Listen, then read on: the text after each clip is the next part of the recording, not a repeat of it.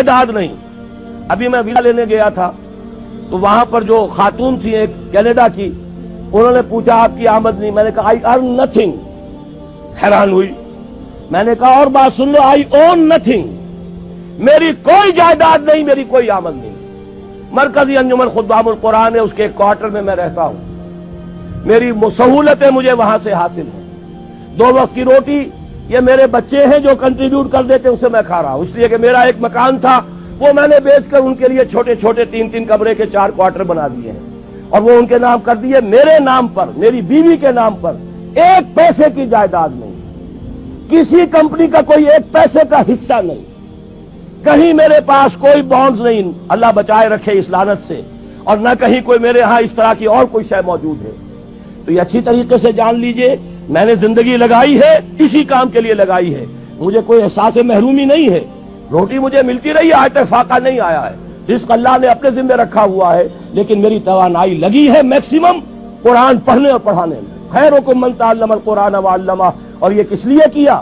جب انجمن خدام القرآن لاہور کی قائم کی تھی, اس کے دیباچے میں لکھ دیا تھا کہ میں صرف انجمن بنانے کا قائل نہیں ہوں, میرے پیش نظر اقامت دین کی فرضیت ہے, میں ایک جماعت قائم کرنا چاہتا ہوں. یہ پہلا قدم ہے مرکزی انجمن خدام القرآن کا, اور یہ 1972 کی بات ہے, آج سے 21 برس قبل کی جو میں آپ کو بتا رہا ہوں.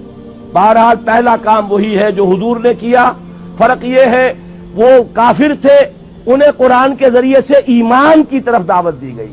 ہم مسلمان ہیں, ہمیں قرآن کے ذریعے سے تجدید ایمان کی دعوت دینی ہے. مرحلہ ایک ہی ہے, اس میں کوئی فرق نہیں. نمبر 2, وہ جو حدیث میں سنا چکا ہوں, آمرکم بخمس بالجماعت والسمع والطاعت والہجرت والجہاد فی سبیل اللہ.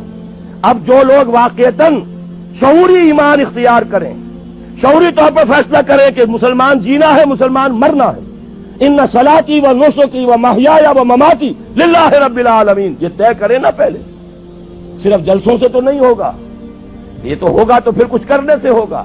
اور کرنے کے لیے میدان میں وہ آئے جو پہلے اپنی ذات پر اپنے گھر میں دین نافذ کر چکا ہو. اگر یہ نہیں ہے تو جھوٹا ہے, فریبی ہے, اسلام کا نام لیتا ہے. تو اپنی ذات پر اپنے گھر میں اسلام قائم کرو اور پھر جڑ جاؤ, ایک مل جل کر ایک جمعیت بنو, ایک طاقت بنو, ایک قوت بنو, جماعت بنو, حزب اللہ بنو. آمرکم بخمسن, میں تمہیں 5 باتوں کا حکم دے کر جا رہا ہوں. جماعت کی شکل میں رہو, جماعت بھی ڈھیلی ڈھالی نہیں, بالجماعت والسمع والطاعت, سنو اور اطاعت کرو, لسن اینڈ اوبے. ایسی منظم جماعت. یہ منظم جماعت کیا کرے گی؟ ہجرت اور جہاد. ہجرت کے بارے میں پوچھا گیا, ای الہجرت افضل یا رسول اللہ, اے اللہ کے رسول یہ بتائیے سب سے افضل ہجرت کون سی ہے؟ فرمایا ان تہجر ما کرہ ربک, ہر اس چیز کو چھوڑ دو جو تمہارے رب کو پسند نہیں.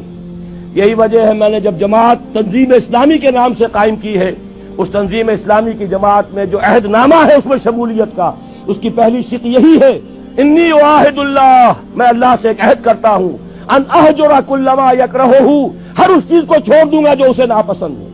یہیں سے شروع ہوگی ہجرت. اسی کو کہا ہے یہ سب سے اونچی ہجرت ہے, افضل ہجرت ہے.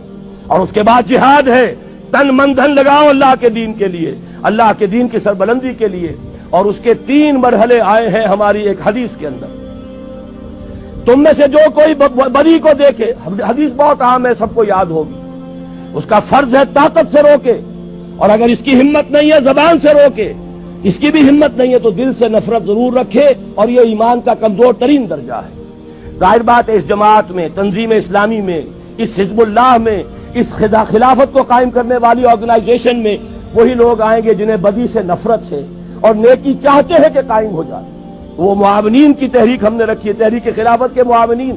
تنظیم میں آنے کے لیے بیعت ہے, بیعت سمع و طاعت فی المعروف, شریعت کے دائرے کے اندر اندر جو حکم دو گے مانیں گے.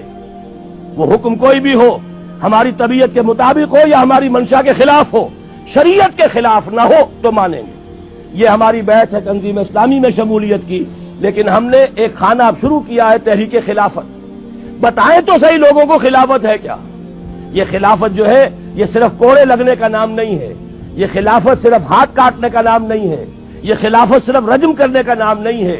یہ ساری چیزیں خلافت میں ہیں, لیکن پہلے خلافت کفالت کی ذمہ داری لیتی ہے, پہلے خلافت تمہیں حقوق دیتی ہے, پہلے خلافت جو ہے تمہیں تعلیم دیتی ہے, تمہیں توبہ کی توفیق عطا کرتی ہے. اس کے بعد بھی اگر آپ کی روٹی کپڑا مکان ریاست کی ذمہ داری ہو پھر بھی آپ چوری کریں تو ہاتھ کٹے گا. اگر آپ کے لیے نہ یہ بے حیائی ہے، نہ یہ سترو جو حجاب کے قوانین ہیں ان کی خلاف ورزی ہے، نکاح کا راستہ آسان کر دیا گیا ہے، اس کی رکاوٹیں دور کر دی گئی ہیں، پھر بھی آپ زنا کرتے ہیں تو رجم ہوگا اگر آپ شادی شدہ ہیں. لیکن یہ کہ اس پورے نظام کو ایک آرگینک ہول کی حیثیت سے سامنے رکھنے کی ضرورت ہے. تو امر بالمعروف نہی عن المنکر جب تک طاقت کافی نہیں ہے صرف زبان سے ہوگی. جب طاقت کافی ہو جائے گی میدان میں آئیں گے.